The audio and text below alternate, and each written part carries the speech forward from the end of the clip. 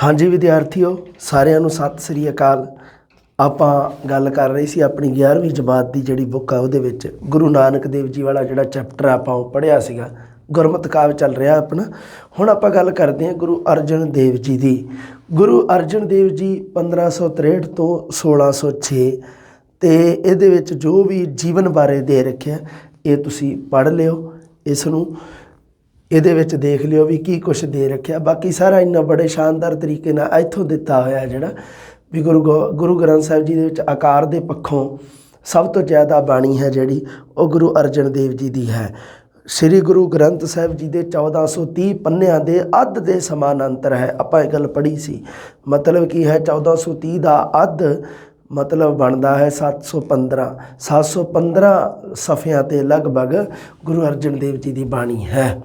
31 ਰਾਗਾਂ ਵਿੱਚੋਂ 30 ਰਾਗਾਂ ਦੇ ਵਿੱਚ ਬਾਣੀ ਰਚੀ ਹੈ। ਅੱਗੇ ਦੇਖੋ ਹੋਰ ਇਸ ਪ੍ਰਸ਼ਨ ਨੂੰ ਆਪਾਂ ਡੂੰਘਾ ਕਰੋ। ਪਦੇ ਵਿੱਚੋਂ ਉਹ ਹੈਗੇ ਆ 1344।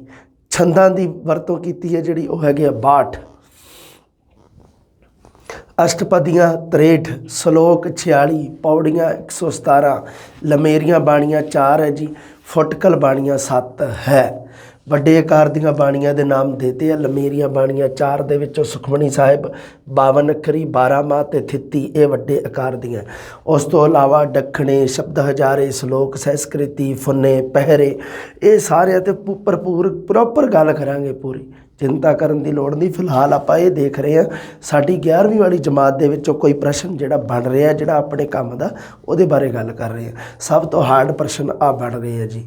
ਉਸ ਤੋਂ ਬਾਅਦ ਦੇਖਦੇ ਹਾਂ ਜੀ। ਹਾਂਜੀ ਆ ਗਿਆ ਜੀ। ਸਭ ਤੋਂ ਪਹਿਲਾ ਬੰਦ ਹੈ ਜਿਹੜਾ ਗੁਰੂ ਅਰਜਨ ਦੇਵ ਜੀ ਦੀ ਜਿੰਨੀ ਬਾਣੀ ਰਚਨਾ ਕੀਤੀ ਗਈ ਹੈ ਉਹਦੇ ਵਿੱਚੋਂ ਇੱਕ ਲਿਆ ਹੈ ਜਾ ਕੋ ਮੁਸ਼ਕਲ ਅਤ ਬਣਾਏ। ਮੇਰੇ ਕੋਲ ਵੀ ਹੈਗੀ ਇਹ ਕਿਤਾਬ, ਤੁਹਾਨੂੰ ਦਿਖਾਇਆ ਹੀ ਹੈ ਬਹੁਤ ਵਾਰੀ।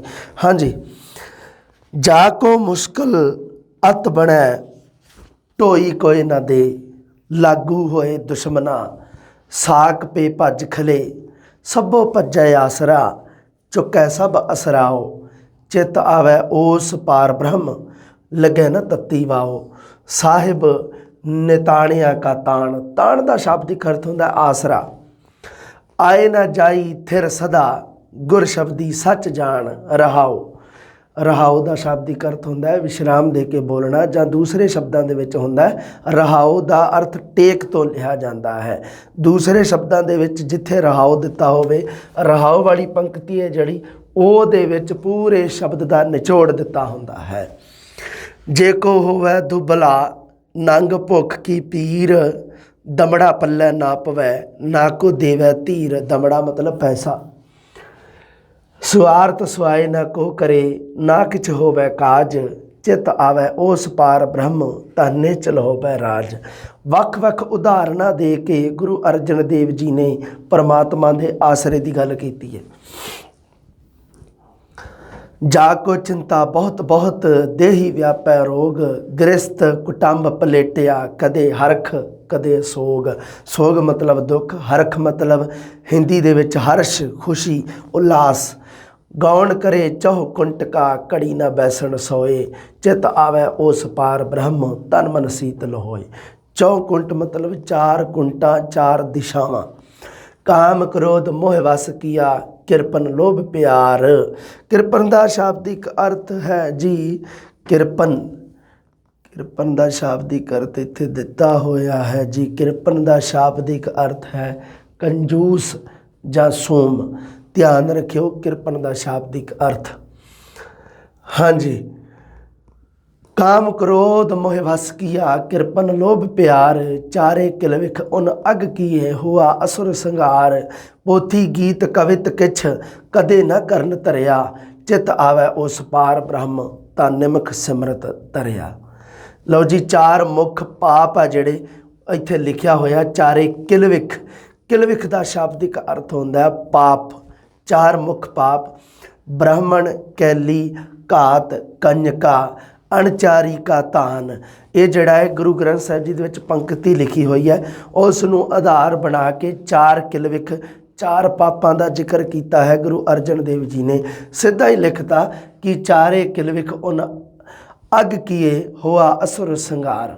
ਇੰਨਾ ਹੀ ਦੱਸਤਾ ਇਹਦਾ ਅਰਥ ਕੀ ਬਣਦਾ ਹੈ ਕਿ ਕਾਮ ਕ੍ਰੋਧ ਲੋਭ ਮੋਹ ਵਸ ਕੀਆ ਕਿਰਪਨ ਲੋਭ ਪਿਆਰ ਚਾਰੇ ਕਿਲਵਿਖ ਉਨ ਅਗ ਕੀਏ ਹੋਆ ਅਸੁਰ ਸੰਘਾਰ। ਇਹਦਾ ਅਰਥ ਇਹ ਪੂਰੇ ਦੇ ਵਿੱਚ ਆ ਦੇਖ ਲਓ ਦਿੱਤਾ ਹੋਇਆ ਸਾਰੇ ਦੇ ਵਿੱਚ। ਹਾਂਜੀ,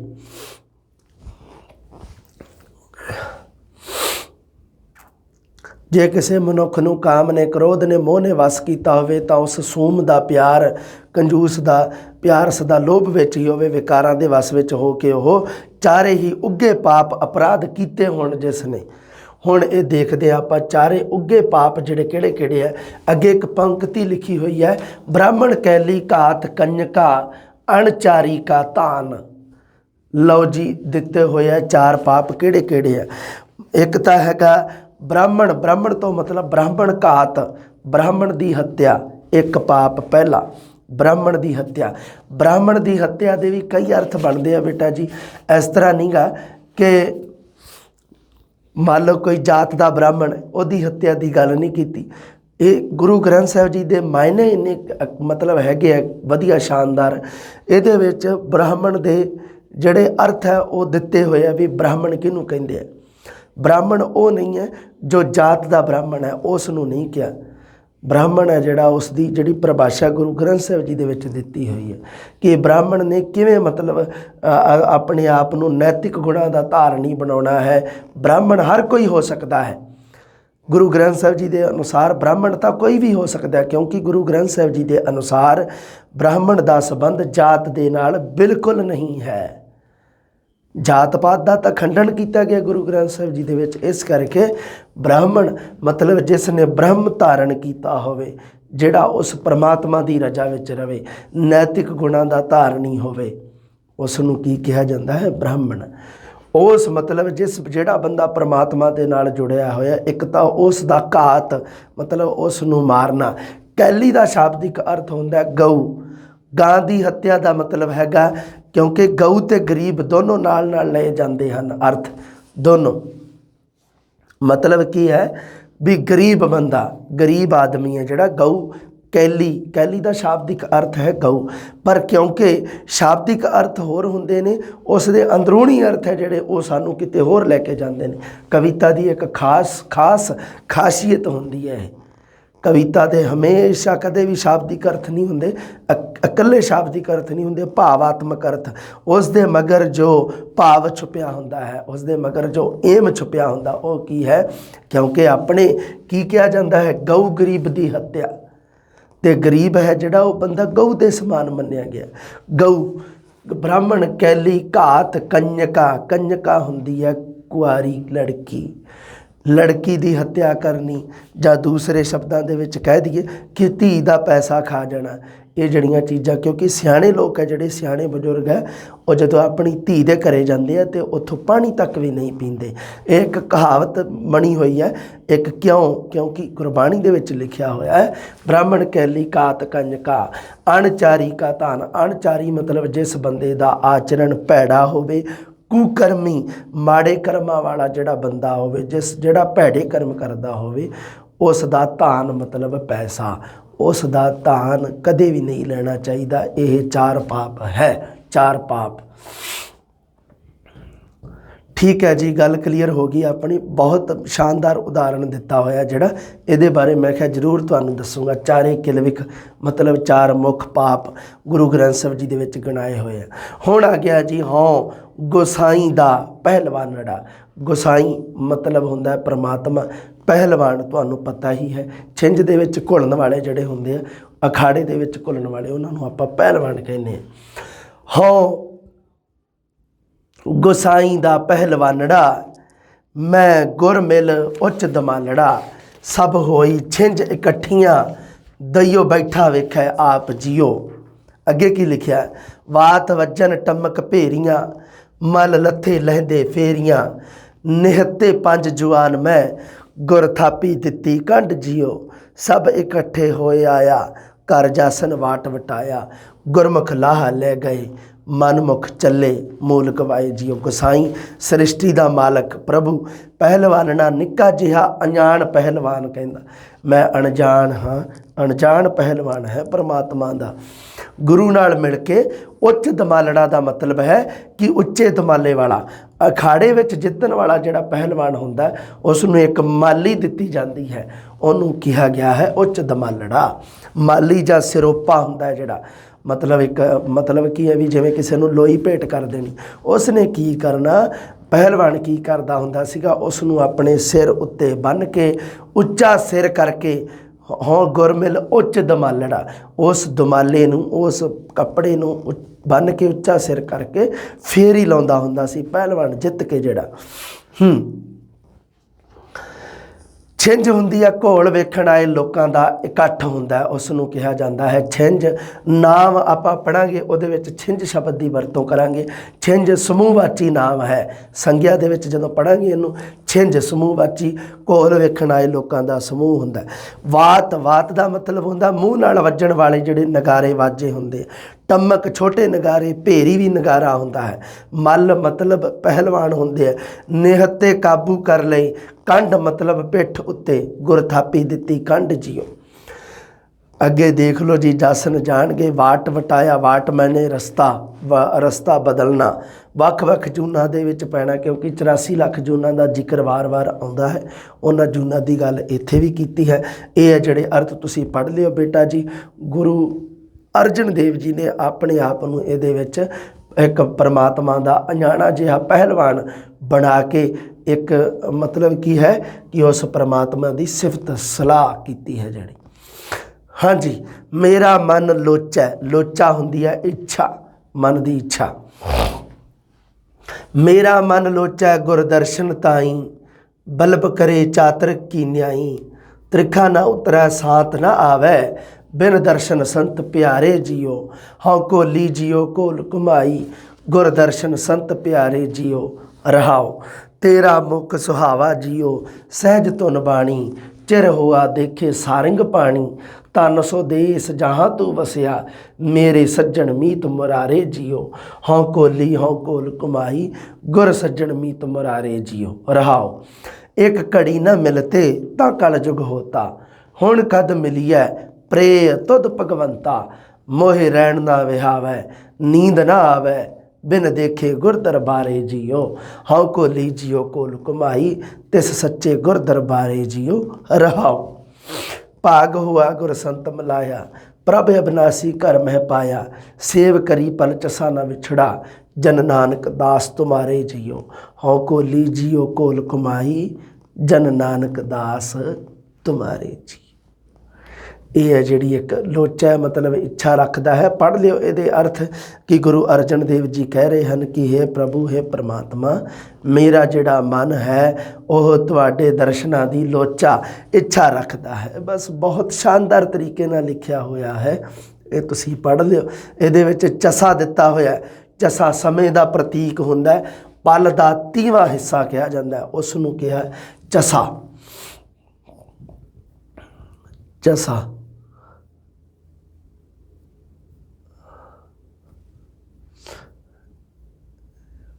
ਕੋਲੀ ਜੀਓ ਕੋਲ ਕੁਮਾਈ, ਇੱਕ ਘੜੀ ਨਾ ਮਿਲਤੇ। ਸੇਵ ਕਰੀ ਪਲ ਚਸਾ ਨਾ ਵਿਛੜਾ, ਜਨ ਨਾਨਕ ਦਾਸ ਤੁਮਾਰੇ ਜੀਓ। ਪਲ ਵੀ ਦੇਤਾ ਤੇ ਚਸਾ ਵੀ, ਇਹ ਦੋਨੋਂ ਜਿਹੜੇ ਹੁੰਦੇ ਆ ਜਿਵੇਂ ਘੰਟੇ ਮਿੰਟ ਸਕਿੰਟ ਹੁੰਦੇ ਆ, ਉਵੇਂ ਹੀ ਪਲ ਤੇ ਚਸੇ ਇਹ ਸਮੇਂ ਦੇ ਪ੍ਰਤੀਕ ਹੁੰਦੇ ਆ ਬੇਟਾ ਜੀ। ਪਲ ਤੇ ਚਸਾ, ਚਸਾ ਮਤਲਬ ਪਲ ਦਾ 30ਵਾਂ ਹਿੱਸਾ ਹੁੰਦਾ ਹੈ। ਧਿਆਨ ਰੱਖਿਓ, ਸਮੇਂ ਦਾ ਇੱਕ ਪ੍ਰਤੀਕ ਹੈ। ਹਾਂਜੀ, ਤੂੰ ਮੇਰਾ ਪਿਤਾ, ਅਗਲੀ ਜਿਹੜੀ ਹੈਗੀ ਹੈ ਬੰਦ ਦੇ ਰੱਖਿਆ, ਉਹਦਾ ਸਿਰਲੇਖ ਹੈ ਤੂੰ ਮੇਰਾ ਪਿਤਾ। ਸਿਰਲੇਖਾਂ ਨੂੰ ਚੰਗੀ ਤਰ੍ਹਾਂ ਯਾਦ ਰੱਖਿਓ, ਵਿੱਚੋਂ ਸਾਰੀਆਂ ਪੰਕਤੀਆਂ ਚੰਗੀ ਤਰ੍ਹਾਂ ਯਾਦ ਰੱਖਿਓ। ਹੋ ਸਕਦਾ ਹੈ ਇਸ ਤਰ੍ਹਾਂ ਦਾ ਪ੍ਰਸ਼ਨ ਪੁੱਛਿਆ ਜਾਵੇ ਕਿ ਇਹ ਜਿਹੜੀ ਉਪਰੋਕਤ ਪੰਕਤੀਆਂ ਹੈ ਜੋ ਕਿਹੜੇ ਗੁਰੂ ਨਾਲ ਜਾਂ ਕਿਹੜੇ ਰਚਨਾਕਾਰ ਦੇ ਨਾਲ ਸੰਬੰਧਿਤ ਹਨ। ਔਖਾ ਪ੍ਰਸ਼ਨ ਬਣਦਾ ਹੈ, ਪਰ ਪੜ੍ਹ ਲਿਓ। ਤੂੰ ਮੇਰਾ ਪਿਤਾ, ਤੂੰ ਹੈ ਮੇਰਾ ਮਾਤਾ, ਤੂੰ ਮੇਰਾ ਬੰਧਪ, ਤੂੰ ਮੇਰਾ ਭਰਾਤਾ। ਤੂੰ ਮੇਰਾ ਰਾਖਾ ਸਭਨੀ ਥਾਈ, ਤਾਂ ਪੌ ਕਿਹਾ ਕਾੜਾ ਜੀਓ। ਤੁਮਰੀ ਕਿਰਪਾ ਤੇ ਤੁਧ ਪਛਾਣਾ, ਤੂੰ ਮੇਰੀ ਓਟ ਤੂੰ ਹੈ ਮੇਰਾ ਮਾਣਾ। ਮੈਂ ਪਤਾ ਕੀ ਸੋਚਿਆ, ਮੈਂ ਕਿਹਾ ਤੁਹਾਨੂੰ ਪੜ੍ਹ ਕੇ ਸੁਣਾ ਦੂੰਗਾ ਇੱਕ ਵਾਰੀ। ਜਦੋਂ ਮੈਂ ਪੜ੍ਹ ਕੇ ਸੁਣਾਊਂਗਾ ਉਦੋਂ ਤੁਹਾਨੂੰ ਇੱਕ ਤਾਂ ਮਤਲਬ ਕੀ ਹੈ ਵੀ ਹੁਣ ਤੁਸੀਂ ਸੁਣੋਗੇ, ਤੁਹਾਨੂੰ ਇੱਕ ਵੱਖਰਾ ਹੀ ਆਨੰਦ ਆਊਗਾ। ਦੂਸਰਾ ਤੁਹਾਨੂੰ ਇਹ ਗੱਲਾਂ ਯਾਦ ਰਹਿਣ ਲੱਗ ਜਾਣਗੀਆਂ। ਕੋਈ ਗੱਲ ਨਹੀਂ, ਟਾਈਮ ਆਪਣਾ ਥੋੜ੍ਹਾ ਜਿਹਾ ਹੋਰ ਲੱਗ ਜਾਊਗਾ, ਹੋਰ ਕੀ ਹੁੰਦਾ, ਕੋਈ ਇਸ਼ੂ ਨਹੀਂ, ਕੋਈ ਦਿੱਕਤ ਨਹੀਂ।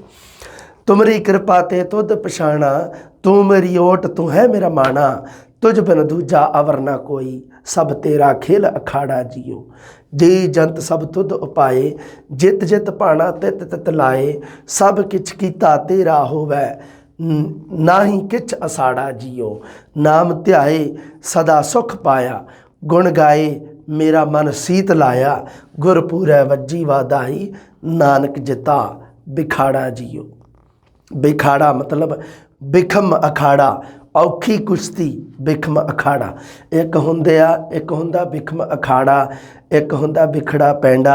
ये जिहड़ा मतलब औखा राह, इत्थे औखी कुश्ती अखाड़ा जिहड़ा उही हुंदा, उही जगह हुंदी है जिथे पहलवान कुश्ती करते हैं। बिखाड़ा, बिखाड़ा दो शब्दां दे मेल तो बनिया, बिखम प्लस अखाड़ा।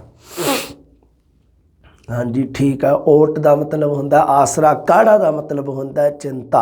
शुरू च तू मेरा राखा सबनी थाई, तो पौके हा काढ़ा जियो। काढ़ा मतलब चिंता। हाँ जी।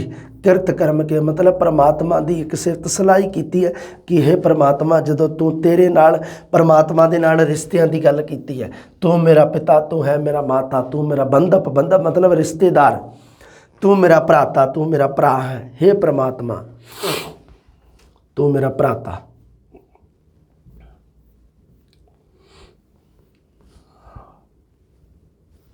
हाँ जी, अगे गल करते हैं आप किरत कर्म के विछड़े। अगला सिरलेख है किरत कर्म के विछड़े। किरत कर्म के विछड़े कर किरपा मेलो राम। ये है जिहड़ा मैं तुहानूं दस्सिया सी भी 2 12 माह श्री गुरु ग्रंथ साहिब जी दे विच रचियां होईयां।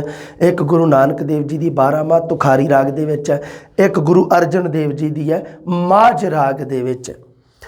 जिहड़ा पहला राग है वो श्री राग है, दूसरा राग है जिहड़ा वो गुरु ग्रंथ साहिब जी दे विच माझ राग है।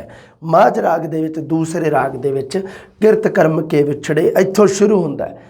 जिहड़ी 12 माह माझ शुरू होंदी है ना, माझ राग की जिहड़ी गुरु अर्जन देव जी की रची हुई है। आप गुरु अर्जन देव जी पढ़ रहे हैं, गुरु अर्जन देव जी की यह रचना, उहदे विच पहला बंद है जिहड़ा इत्थों शुरू होंदी है 12 माह। ये 12 माह दे विचों लिया गया उदाहरण है।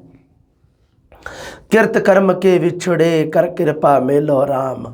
4 कुंट दह दिस भ्रमे, थक आए प्रभ की शाम। 4 कुंट मतलब 4 दिशावां च, दह दिस मतलब 10 दिशावां दे विच, 4 कुंटां दे विच ते 10 दिशावां दे विच। ये की है कि 4 कुंटां ते 4 दे विच होर विचालियां कुंटां जिहड़ियां आपां पढ़दे हैं ना, उत्तर पश्चिम दक्षिण पूर्व, इस तरह करके 8 बन जांदियां टोटल। एक धरती ते एक आसमान, 2 होर, कुल 10 बनदियां। दह दिस 10 दिशावां। भ्रमे थक आए प्रभ की साम, तेन दुधा ते बाहरी किते ना आवे काम। दुध जिहड़ी गऊ, तेन गऊ जिहड़ी दुध ना दवे वो किसे काम नहीं आउंदी। जल बिन साख कुमलावती, उपजै नाही दाम। पानी तो बिना साख है जिहड़ी शाखा वो कुमला जाती है। हर नाह न मिलिए साजनै, कत पाइए विश्राम। जित कर हर कंत ना प्रगटई, पठ नगर से ग्राम। पठ सागर लिखिया, सागर नहीं लिखिया होया। मैनू याद है 12 माह, रब की कृपा नाल मैनू याद है ये पठ सागर। मैं तो अज ही देखी है गलती, पढ़ा भी दिता बच्चों को, फिर भी चलो ठीक है कोई नहीं। जित कर हर कंत ना प्रगटई, पठ नगर से ग्राम। सर्ब सिंगार तंबोल रस, सण देही सब खाम। प्रभ स्वामी कंत विहोणिया, मीत सज्जन सब जाम। नानक की बेनंतिया, कर कृपा दीजै नाम। हर मेलो स्वामी संग प्रभ, जिसका नेह चलताम। आ देखो जी, दह दिस मतलब 10 पासे, पूरब पश्चिम उत्तर दक्षिण ते उन्हां दियां 4 नुकरां, उपरला पासा ते हेठला पासा 10। शाम का मतलब शरण, तेन गां। बाहरी मतलब सखणी खाली, तेन दुधा ते बाहरी किते ना आवे काम।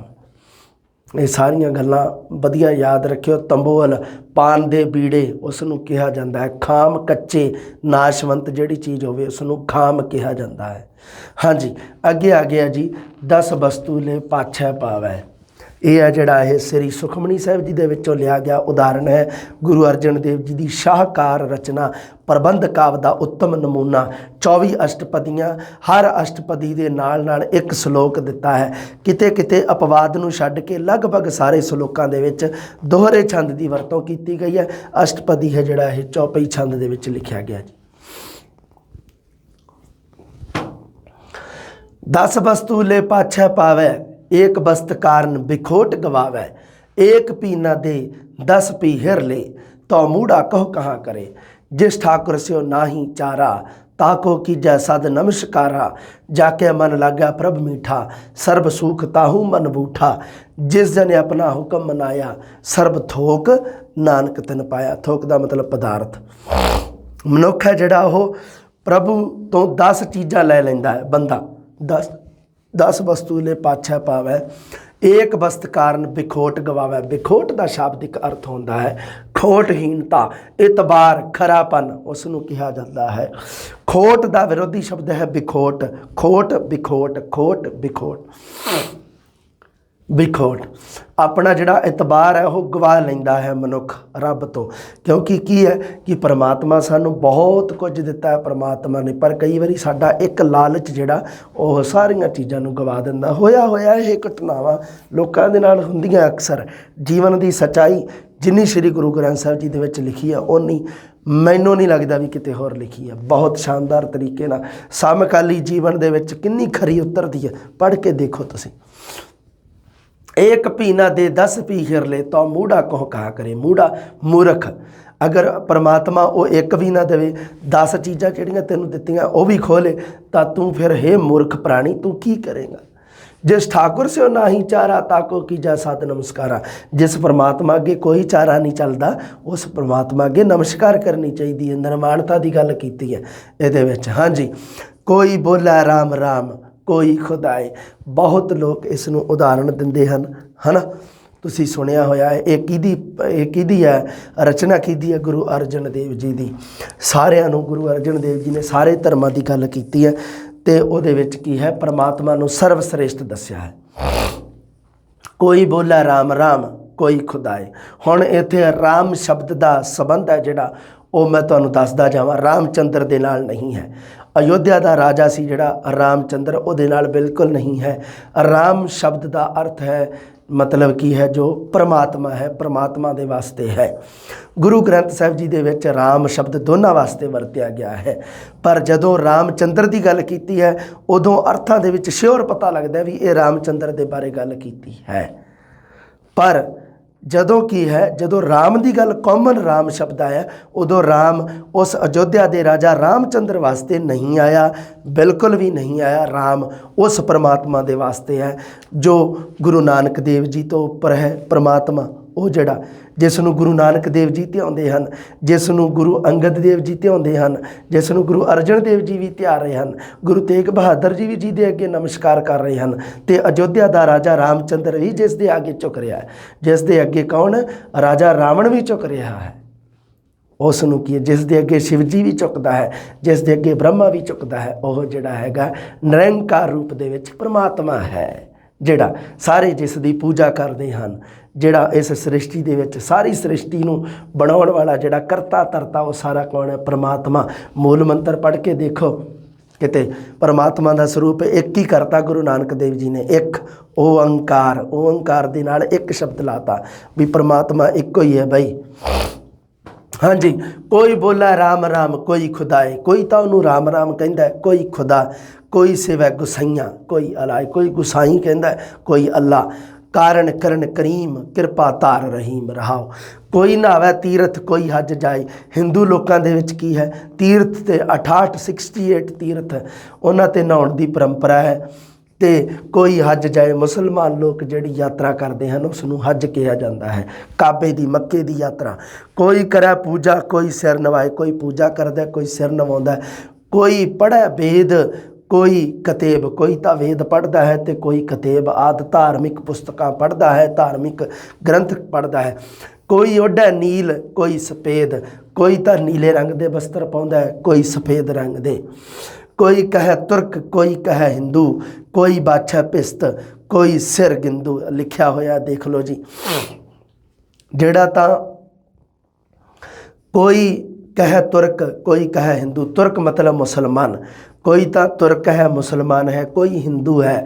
अगे कोई बाछा पिस्त मतलब कोई तो मंगदा है चाहता है इच्छा रखता है, बाछा मतलब बाँचदा है इच्छा रखता है किहदी, पिस्त मतलब स्वर्ग। मुसलमान लोगों के विच स्वर्ग का नाम पिस्त लिया जाता है, स्वर्ग का। तो हिंदू लोगों के विच स्वर्ग प्लस इंदू मतलब स्वर्ग प्लस इंदू मतलब इंद्र देवते का स्वर्ग उसनूं कहा जाता है। कहो नानक जिन हुक्म पछाता, जिसने उस परमात्मा का हुक्म पछाण लिया, प्रभ साहिब का तिन भेद जाता। उसने वो गुझी गल है जिहड़ी परमात्मा की वो लभ ली, भेद लभ लिया। लो जी ये सी अपना आखिरी। कोई बोला राम राम कोई खुदाई। गुरु अर्जन देव जी वाले पाठ की अपनी समाप्ति हो गई है जी। अगला पाठ अपना मैनू लगता है भी गुरु तेग बहादुर जी है।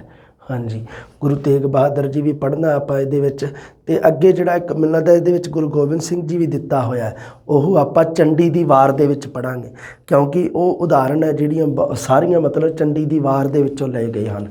एक वो ख्याल है जिहड़ा ख्याल पातशाही दसवीं मित्र प्यारे नूं हाल मुरीदां दा कहना, वो भी आप उत्थे ही विचार लांगे। गुरु तेग बहादुर जी अगली जमात दे विच आपां पढ़ांगे जी। जल्दी मिलते हैं जी। सत श्री अकाल।